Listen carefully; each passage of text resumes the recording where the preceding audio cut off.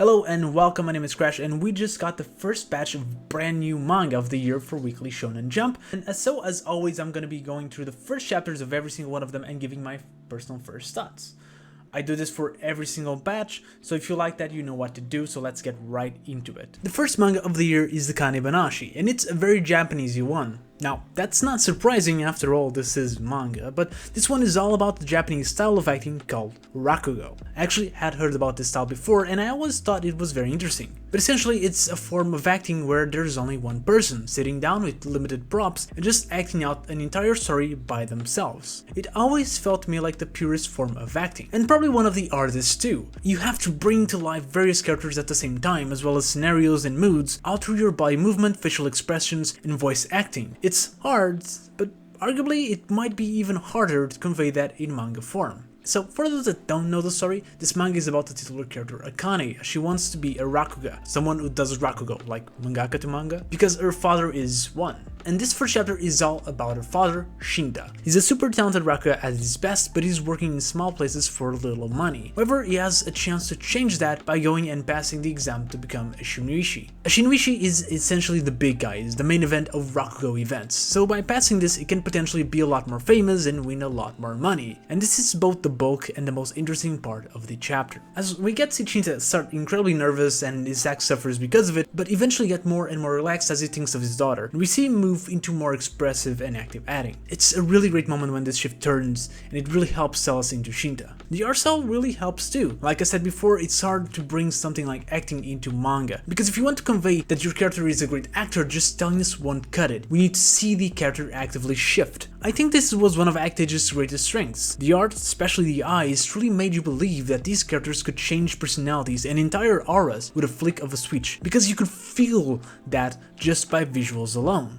Now, Akane-Banashi isn't on that level yet, but it does do a good job at conveying the acting ability of Shinta, mostly through manipulating his face in forms that real people just can't, unless you're Jim Carrey. The usage of the characters coming out of Shinta also helps a lot. And this is good, because it was the thing that I was most afraid of going into it, that it wouldn't be able to properly convey emotion and tension in these moments, which is key to make a manga about something like rakugo work in the long run. And then we get the plot twist of the chapter, where our main character fails the exam, and not only him, but everyone else is expelled out of the rakugo house because of absolutely no apparent reason. And honestly, this made me kinda mad. Of course, I understand this is the story of Akane and not Shinta, but the way it goes about just comes out of nowhere. Especially after the entire chapter centering around this build-up for this redemption moment to Shinta, and even delivering on that towards the end just to pull it out. It's not that I'm necessarily angry that it happened, and more so that I think there should be a good reason to. Maybe he's pointed out that he's messed up somewhere, or someone was just better than him. Something.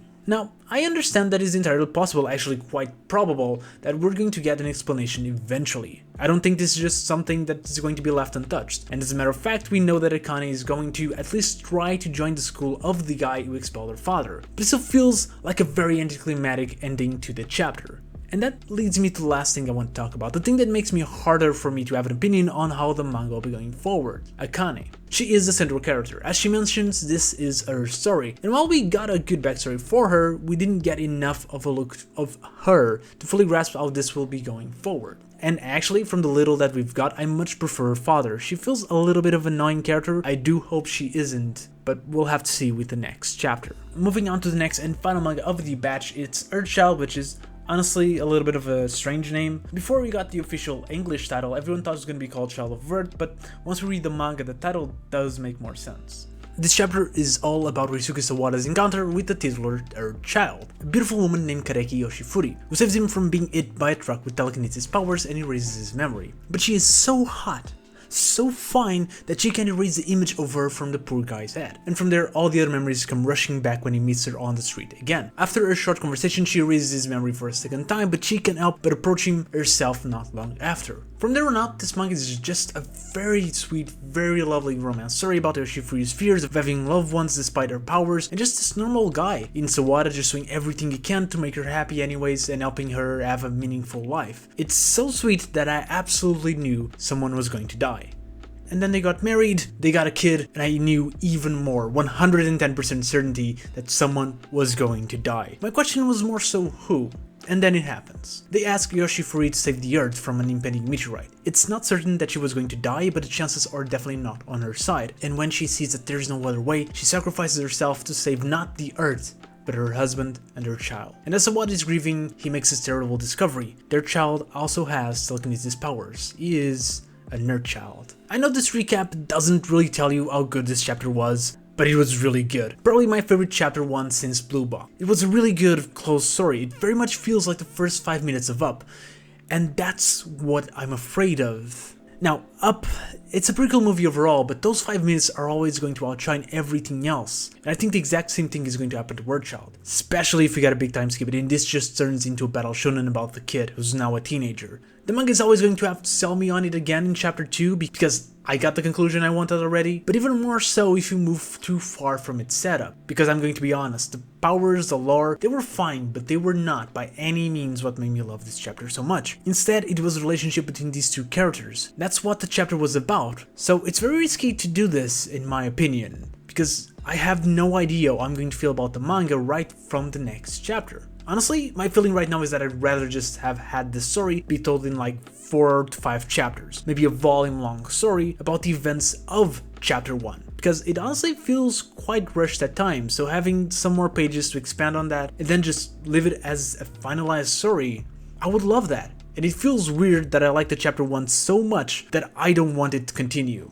And, you know, it's weird that we got 2 manga about parents essentially passing the torch to their children, but I feel like with Akane-Banashi, at least we got a bit of Akane. We knew she was going to be the main character, and I think we got a good grasp of how the manga is going to be. With EarthChild, we got nothing. If it's indeed the child that is the main character, we know nothing about them, we have nothing to really set our expectations for. But there's also the chance that the main character is going to remain Sawada, and I prefer that. The idea that this manga is actually a story about a normal guy dad trying to raise his child who happens to have superpowers, this is like a very different and unique story in general, and it even more so within the pages of Shonen Jump. It does make me a bit scared that the idea isn't very Shonen Jumpy, but I do think it's the best way going forward. So I really do hope that's the case and it's not just a normal battle shonen within a normal chapter 1. As far as things that got replaced, do I think these manga are better than Magu-Chan?